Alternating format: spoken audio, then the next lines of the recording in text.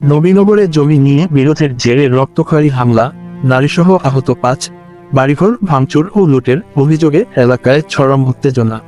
এখন শুনবেন বিস্তারিত। নবীনগর প্রতিনিধি। ব্রাহ্মণবাড়িয়ার নবীনগর উপজেলার রসুলপুর গ্রামে দীর্ঘদিনের জায়গা জমি সংক্রান্ত বিরোধের জেরে এক বর্বরচিত ও রক্তক্ষয়ী হামলার ঘটনা ঘটেছে। প্রতিপক্ষের দেশীয় অস্ত্রশস্ত্রে সজ্জিত সন্ত্রাসী বাহিনীর অতর্কিত হামলায় এক নারীসহ অন্তত ৫ জন গুরুতর রক্তাক্ত জখম হয়েছেন।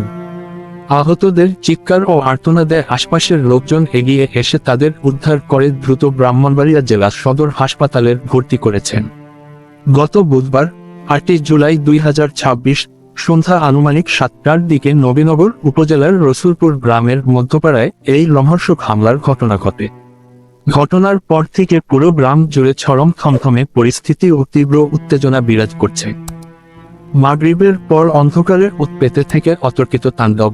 স্থানীয় প্রত্যক্ষদর্শী ও ভুক্তভোগী পরিবার সূত্রে জানা গেছে, জমি নিয়ে বিরোধের জেরে নিষেধাজ্ঞা অমান্য করে প্রতিপক্ষের আওয়াল মিয়া, আদু মিয়া, মিলন মিয়া, আল্লাল, জালাল ও সিয়ামের নেতৃত্বে একদল দাঙ্গাবাজ দেশীয় ধারালো অস্ত্র ও লাঠিসোঁটা নিয়ে এই পরিকল্পিত হামলা চালায়।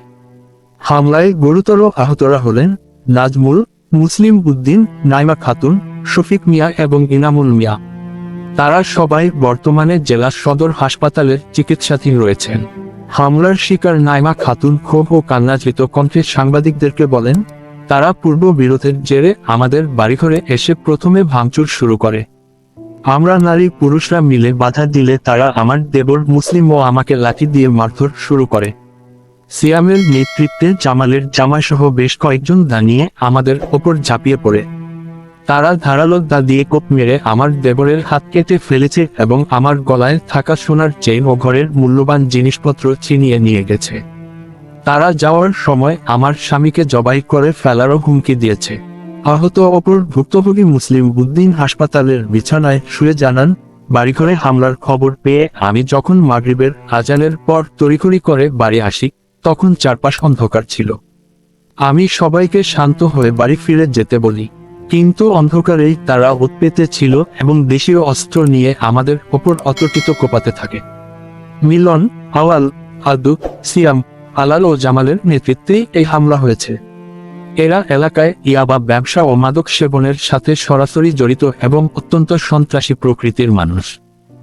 রসুলপুরে থমথমে পরিস্থিতি। শিবপুর পুলিশ ফাঁড়ির বক্তব্য, এই ঘটনার পর থেকে রসুলপুর গ্রামে এক ধরনের অঘোষিত আতঙ্ক বিরাজ করছে। যে কোনো ধরনের বড় অপ্রীতিকর ঘটনা এড়াতে স্থানীয় গণ্যমান্য ব্যক্তিরা পরিস্থিতি শান্ত করার চেষ্টা করছেন। এদিকে ক্ষতিগ্রস্ত ভুক্তভোগী পরিবারের পক্ষ থেকে আসামিদের নাম উল্লেখ করে নবীনগর থানায় একটি নিয়মিত মামলা দায়েরের জোর প্রস্তুতি চলছে বলে জানা গেছে। এ বিষয়ে নবীনগর উপজেলার শিবপুর পুলিশ ফাঁড়ির ইনচার্জ এসআই জিয়া ঘটনার সত্যতা নিশ্চিত করে জানান, রসুলপুরের মারামারি খবর পেয়ে পুলিশ ফাঁড়ির একটি দল দ্রুত ঘটনাস্থলে যায় এবং পরিস্থিতি নিয়ন্ত্রণে আনে। সংঘর্ষে ৫ জন আহত হওয়ার খবর আমরা পেয়েছি, তারা হাসপাতালের চিকিৎসাধীন। তবে এখন পর্যন্ত এই ঘটনায় ভুক্তভোগী পক্ষের কোনো লিখিত অভিযোগ থানায় পাওয়া যায়নি। লিখিত অভিযোগ পেলেই তদন্ত সাপেক্ষে আসামিদের বিরুদ্ধে দ্রুত কঠোর আইনি ও প্রয়োজনীয় ব্যবস্থা গ্রহণ করা হবে। আইন শৃঙ্খলা, অপরাধ ও গ্রামীণ সংঘাত ফলো আপ ডেস্ক, ৯ জুলাই ২০২৬। জায়গা জমির বিরোধকে কেন্দ্র করে এভাবে প্রকাশ্যে নারীদের ওপর হামলা, কুপিয়ে হাত জখম করা ও লুটপাটের মতো বর্বরচিত ঘটনার সাথে জড়িত মাদক ব্যবসায়ী ও সন্ত্রাসীদের দ্রুত গ্রেপ্তার করা প্রশাসনের জরুরি দায়িত্ব।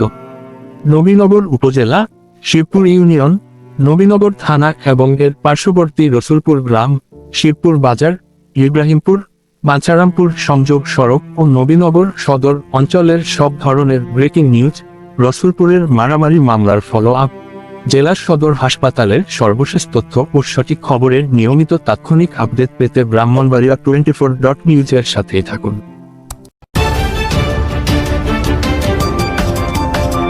ব্রাহ্মণবাড়িয়া 24.news